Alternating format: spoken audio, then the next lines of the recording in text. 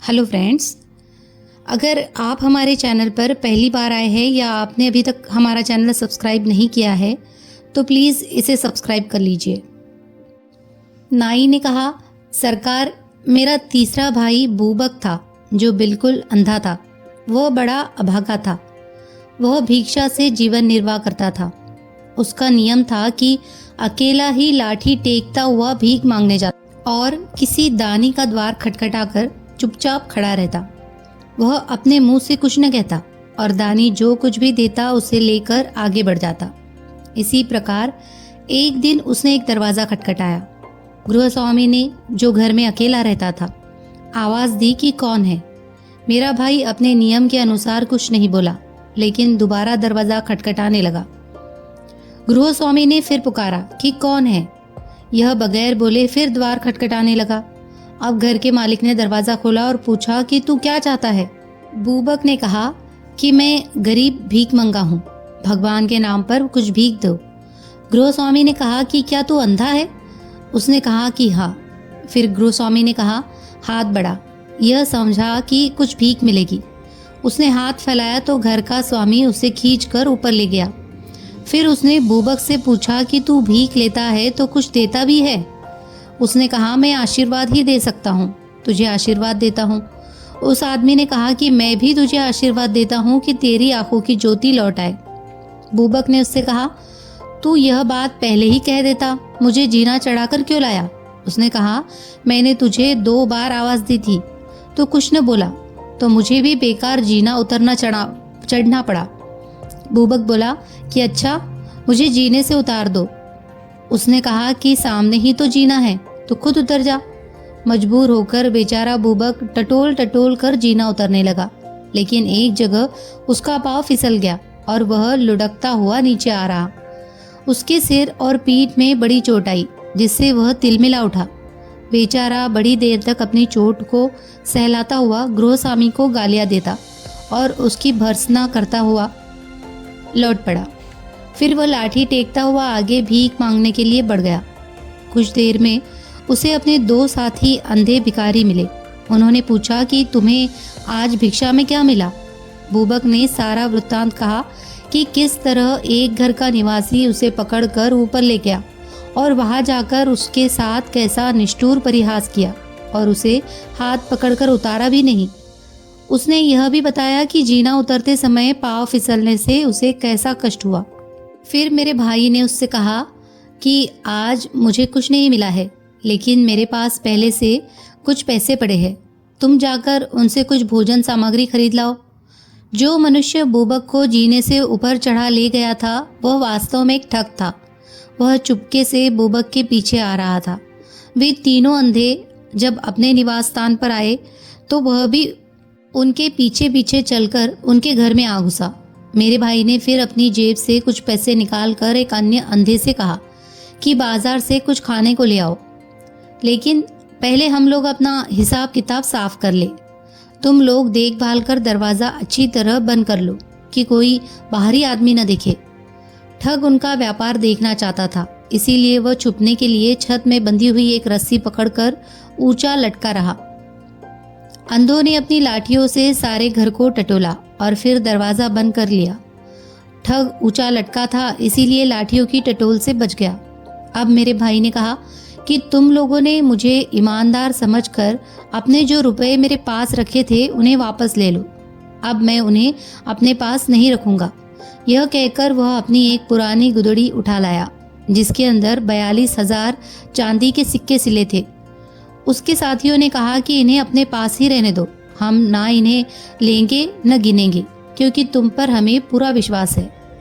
बूबक ने टटोल टटोल कर गुदड़ी की माल का अंदाज़ा लगाया और फिर गुदड़ी को यथास्थान रख दिया। फिर बूबक ने जेब से पैसे निकालकर खाना लाने के लिए कहा। एक अंधे ने कहा, तुम पैसे रखो, बाजार से कुछ लाने की ज़रूरत नहीं है। मुझे आज एक अमीर आदमी के घर से बहुत से खाना मिला है। कुछ तो मैंने खा लिया है, लेकिन अब भी बहुत कुछ बचा हुआ है।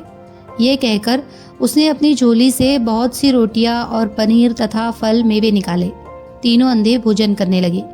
ठग भी अपने को रोक न सका और मेरे भाई के दाहिनी तरफ बैठकर यह सुस्वादु वस्तुएं खाने लगा। ठग ने अपने को छुपाने का पूरा प्रयत्न किया था, किंतु उसके मुंह से खाना चबाने की ध्वनि सुनकर बुबक चौंका। उसने मन में सोचा कि महाविपत्ति आ गई। यह कोई अन्य व्यक्ति है जो हमारे साथ खाना भी खा रहा है और जिसने गुदड़ी का भेद जान लिया है। उसने एकदम से ठग का हाथ पकड़ लिया और चोर चोर चिल्लाता हुआ उसे घूंसे मारने लगा। अन्य दोनों अंधों ने भी ठग को चिल्ला चिल्लाकर मारना शुरू कर दिया। चोर भी जहाँ तक उससे हो सका उन अंधों की मार से बचता हुआ उन्हें मारने लगा।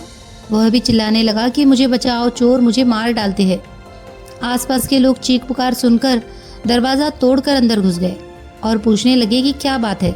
मेरे भाई ने कहा कि जिसे मैंने पकड़ा हुआ है वह चोर है, यह हमारी भीख से बचाए हुए रुपए चुराने आया है। ठग ने लोगों को देखकर आंखें बंद कर ली और अंधेपन का अभिनय करने लगा और बोला, भाइयों, यह अंधा बिल्कुल झूठ बकता है। सच्ची बात यह है कि हम चारों अंधों ने भीख मांगकर रुपया जमा किया है। अब यह तीनों बेईमान मुझे मेरा हिस्सा नहीं देते। ये मुझे चोर बना रहे हैं और मुझे मार रहे हैं। भगवान के लिए मेरा न्याय करो और मुझे इनसे बचाओ। लोग इस मामले को उलझा हुआ देखकर सबको कोतवाल के पास ले गए। वहां अंधा बने हुए ठग ने कहा, मालिक, हम चारों ही दोषी हैं, लेकिन हम कस्में खाकर भी अपना दोष स्वीकार न करेंगे। अगर हम लोगों को एक एक करके मार पड़े तो हम अपराध कबूल कर लेंगे। आप पहले मुझसे आरंभ कीजिए। इस पर मेरे भाई ने कुछ कहना चाहा तो कोतवाल ने उसे डांट कर चुप करा दिया। ठग पर मार पड़ने लगी।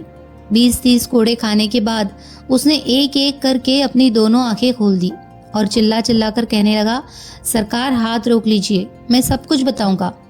कोतवाल ने पिटाई बंद करवा दी तो ठग बोला, सरकार, असली बात यह है कि मैं और मेरे यह तीनों साथी अंधे नहीं हैं। हम अंधे बने हुए हैं और भीख मांगने के बहाने लोगों के घरों में घुस जाते हैं और मौका देखकर चोरी कर लेते हैं। इस तरह से हमने 42,000 रुपया जमा किया है। आज मैंने इन लोगों से कहा कि मेरे हिस्से का चौथाई रुपया मुझे दे दो, तो इन लोगों ने भेद खुलने के भय से मुझे रुपया न दिया और मेरे जिद करने पर मुझसे मारपीट की।